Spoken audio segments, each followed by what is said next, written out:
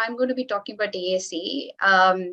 In addition to or instead of speech, and what pediatricians and physicians can do and contribute in the decision-making process. So as Lalita mentioned, I'm a developmental pediatrician and I work at Ummeed Child Development Center in Mumbai. Now, Ummeed is a not-for-profit organization which is more than 20 years old. And we have different verticals, including clinical services, training, research, awareness, and advocacy. Every year, we see about 1,200 unique kids. And our founding values include provision of evidence-based practices, providing care for all, and everything at the root of all our care is family-centered practices. Here are my disclosures. I have no financial relationships or affiliations with Avaz or any other AAC manufacturers. I will not be receiving any fees for this talk. And my talk is part of Ummeed Child Development Center's efforts to build awareness in the professional and parent community about creating inclusive spaces. Today's agenda, we're going to do an introduction to what are AACs, look at some myths and facts. We have, of course, included what a parent thinks. Lalita is going to do a demo, and then she will talk about best practices. So please be with us till the end of it. Now, here's a quick question for all of you. Please use your chat windows. Lalita and Lakshmi, have we enabled the chat? Okay, lovely. It's enabled. Yeah. So here's a question for you. Why do we communicate? Please feel free to put it in single words, 2 words, whatever you want to use. Simple and quick answers. Why do we communicate?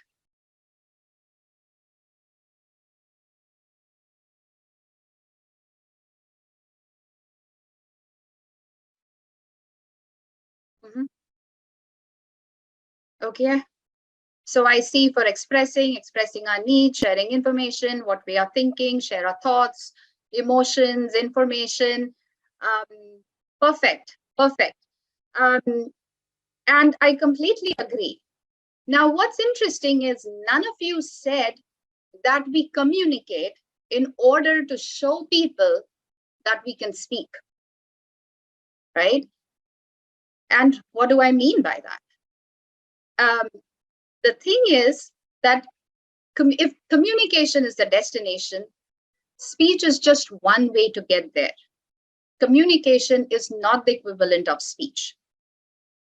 And why physicians, right? If this is about communication, it's about speech therapists, so it should be a session led by speech therapists for speech therapists.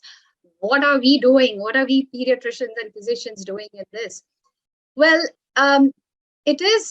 we need to acknowledge that families will often reach out to physicians and especially pediatricians as the point of first contact when they have concerns about the child's development, and will often keep going back to pediatricians as reliable sources of information and reinforcement. So if there are decisions to be made, they may often go back to their pediatricians to ask, to kind of get their doubts clarified. And so it's really important that the pediatrician community, the physician community, other child psychiatrists, neurologists, developmental pediatricians, all are part of this collaborative team model of decision-making about communication interventions.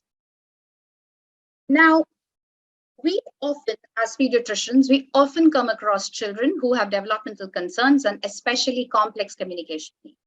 And these may include difficulties in speech and language development. We may often see non-verbal or minimally verbal children, those who have less than 5 or 20 functional words, often nowadays referred to as non-speaking. So I think the minimally verbal description is going out of favor, and it's moving more towards using non-speaking. Those who do speak, but their clarity may not be the best, use unclear speech, maybe single word communicators, or have other forms of language delays and delayed development. But in short, are in some way struggling to express their needs, wants, thoughts, feelings, ideas, information verbally, right? And who are these people who have these complex communication needs? Those of us who work with children and often adults with autism will know that this is a very big group that has this kind of difficulty. But in addition to autism, we have cerebral palsy, other causes of cognitive impairment, other forms of developmental delays. And some of these could also be acquired, like stroke, traumatic brain injuries, and so on. We also know that when there is a difficulty to communicate, it doesn't just end with not being able to communicate. It leads to many more things. It leads to frustration. It leads to behavior issues. Difficulties or inability to communicate around peers leads to exclusion, poor social relationships, right? If often parents will come and tell us that I know my child knows all these concepts, but he or she cannot express what he knows, which means the teachers and those around the child don't really get a sense of what is the child's potential, and this may contribute to low or poor self-esteem. And often, because people cannot express what they want to do or want to or are thinking about, decisions are taken on their behalf, and this leads to loss of independence. In the long term, this can have impact on how they access jobs, how they're able to participate in different roles and responsibilities across their lifespan. And what we are looking at is definitely less than optimal potential is being achieved. So what could be possible solutions? Augmentative and alternative communication forms are definitely one way to look at how can we solve this issue. And AACs include all forms of communication other than oral speech that are used to express thoughts, needs, wants, ideas, feelings, information, etc. They could be anything from sign language, gestures, to pictures or picture exchange communication system, communication boards or picture boards, and AACs. All of us, many of us, some of us may know why AACs. We know that using an augmentative alternative communication form leads to increased comfort, and this in turn decreases challenging behaviors. It increases the ability to communicate and thereby increases confidence in self, increases independence, improves the ability to form and sustain relationships, enables participation in class and other community settings, and of course, increases access to opportunities at education, work, and other settings. So overall, what's really important is that it improves overall quality of life, and that includes dignity and inclusion, which is a right that everyone has.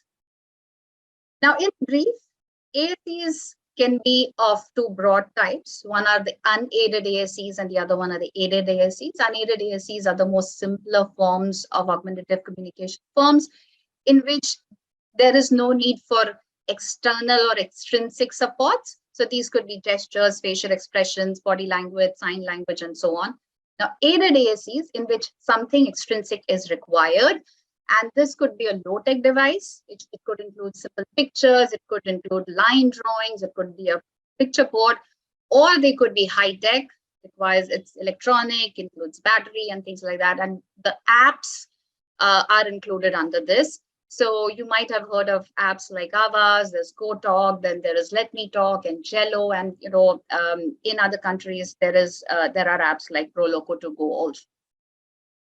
So I was looking at some of the answers that many of you kindly provided when you registered for this workshop, and most of you have said that you know about AACs, you've been recommending AACs to families. So here's a question for you. Of all the families that you have recommended AACs to, and here this question is for all professionals, pediatricians, speech therapists, occupational therapists, whoever.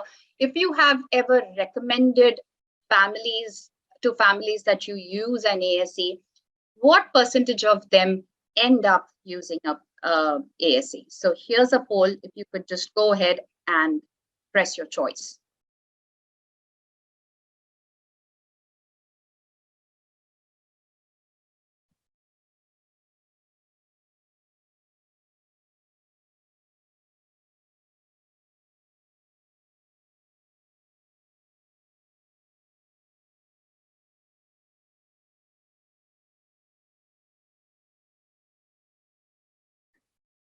Lalita, can we go ahead? Yeah, I've already launched the poll and they're already marking it. Yeah.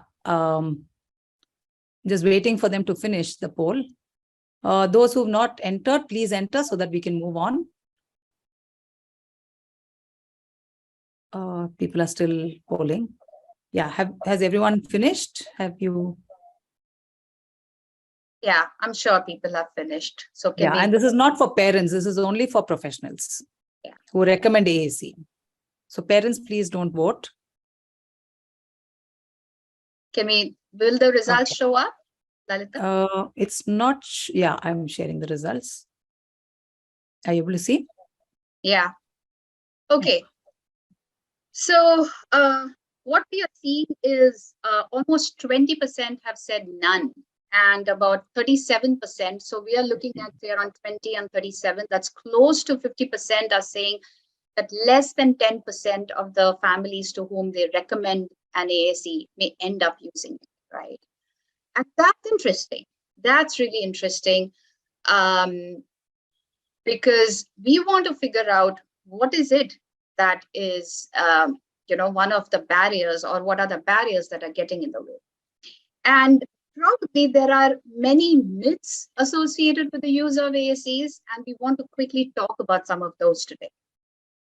So one of the most common things that I hear when I am talking to a family about, have you explored an AAC with your speech therapist, is that a family feels that, I'm really worried that if I use an AAC, my child may not speak, and he may not be motivated, he or she may not be motivated to speak. On the other hand, I've also heard families who've come back to me and say that, our therapist said your child is just beginning to talk, and maybe the speech will just stop if we use an AAC.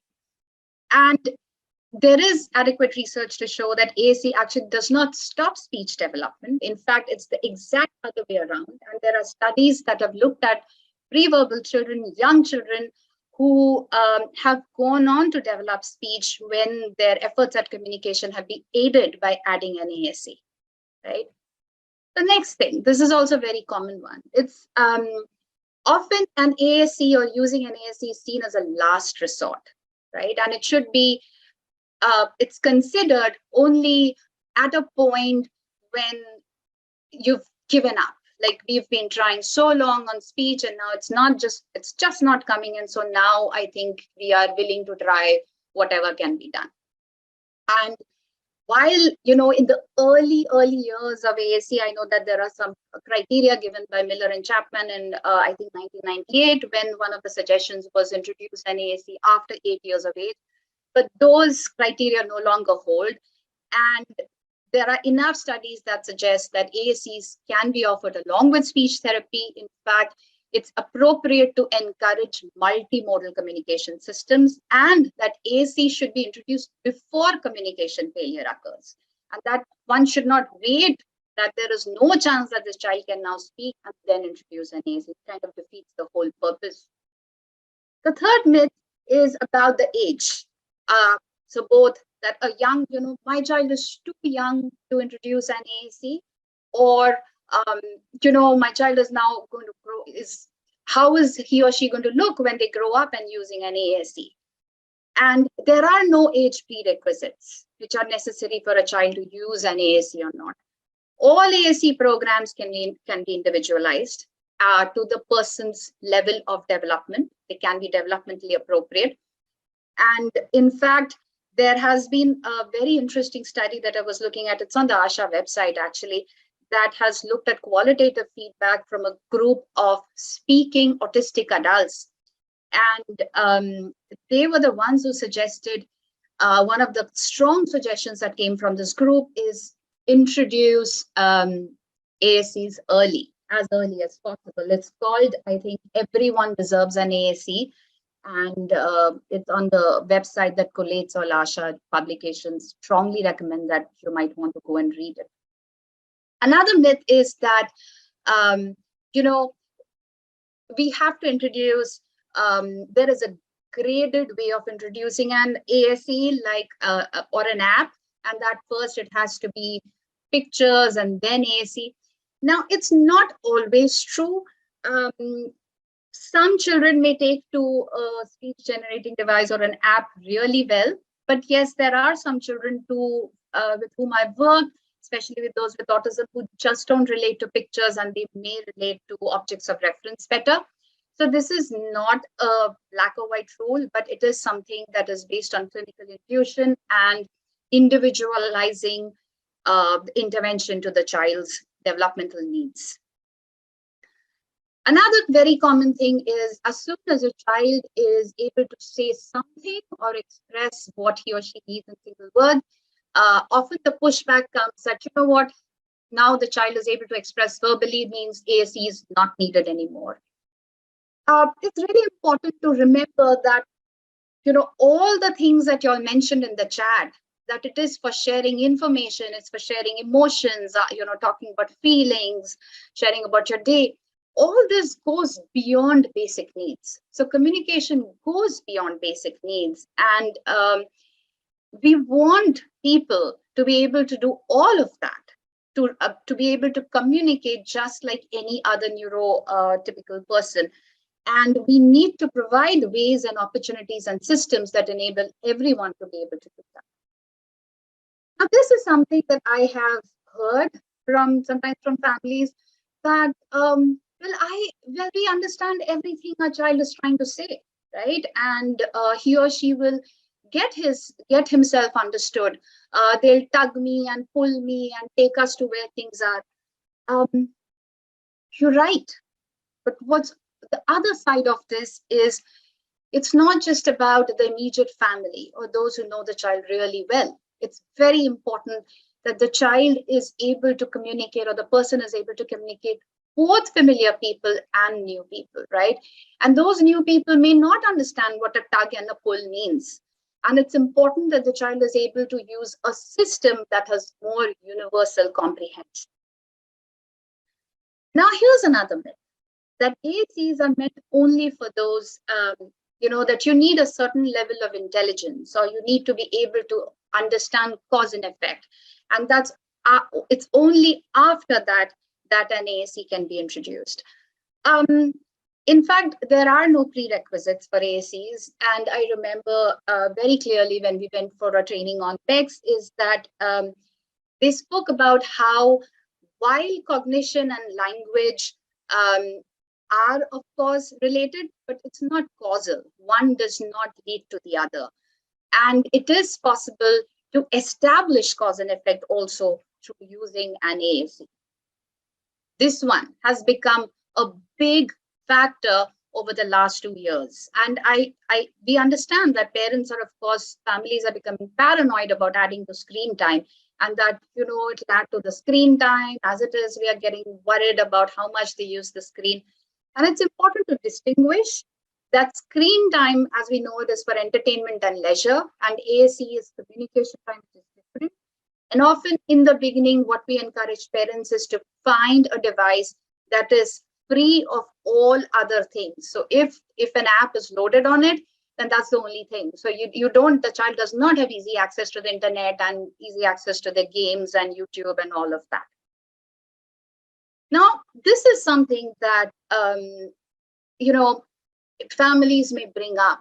And this is something that has to do with the stigma that exists in a society about looking different.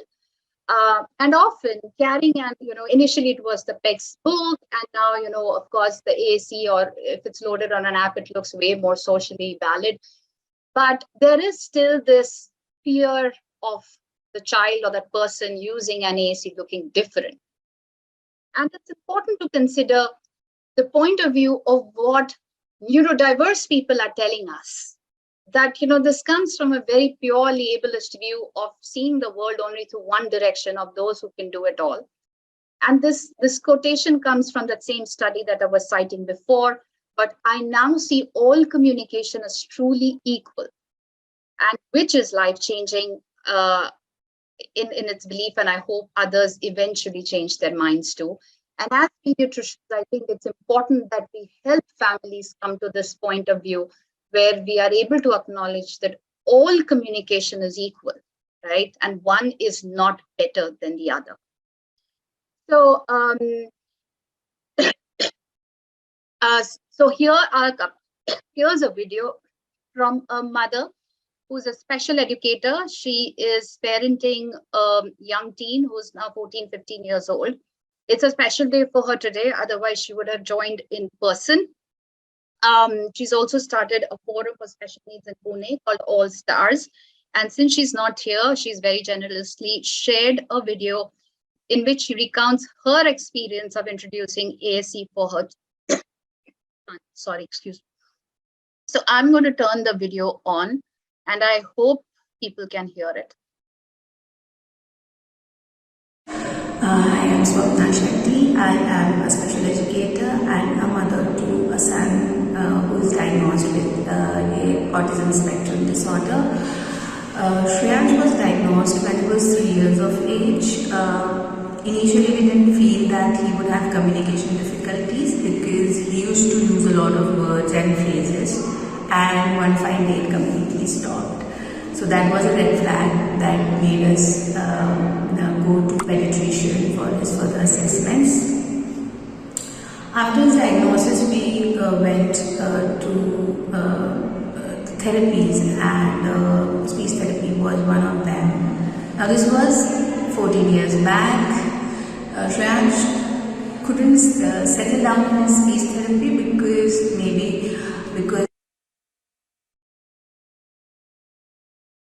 is the icon. So learning of language becomes really easy. They can hear it as many times as they want.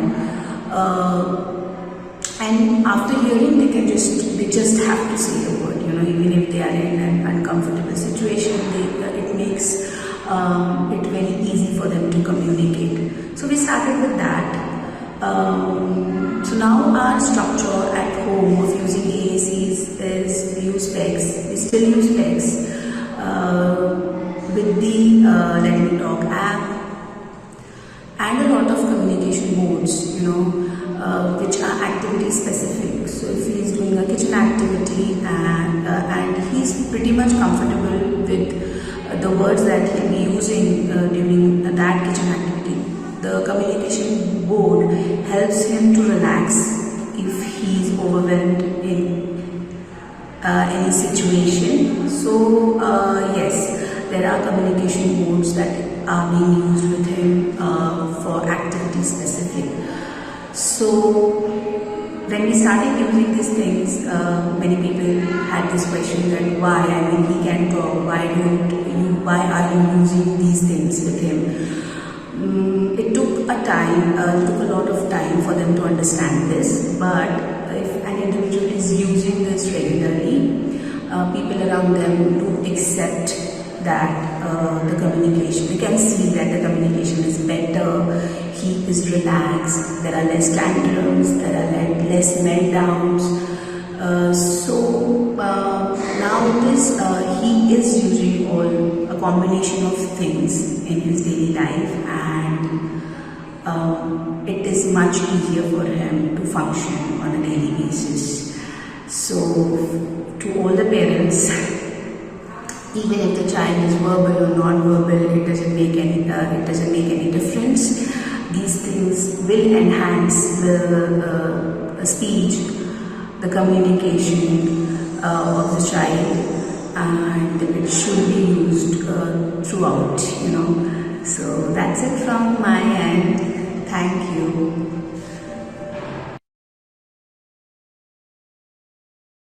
So that was Swapna, and she's speaking about how her son Shreyansh uses a variety of AACs. And in fact, she shared a short video of Shreyansh using different kinds of AACs. Just to let you know that the next video has been taken with consent from Shreyansh, and you will see 3 short clips. The first one is of this young person going to a shop, and you will see that he uses gestures to point to what he wants, and then when he wants something that he cannot find a word for, he uses an AAC. The second instance is of him cooking in his own kitchen, and Swapna told me that he's cooking something new, and apparently whatever he's cooking is called a tirda in Marathi, and it's a complex word. Even I don't probably say it well. And Shreyansh has in front of him a communication board that he uses to point to what he's cooking. The third instance will be of him going to the center that he visits often. And there he and his communication partner are using the device to initiate a morning, kind of, hello, how are you kind of routine. So just letting you know, because the voice quality is not very clear. So I think just augmenting that bit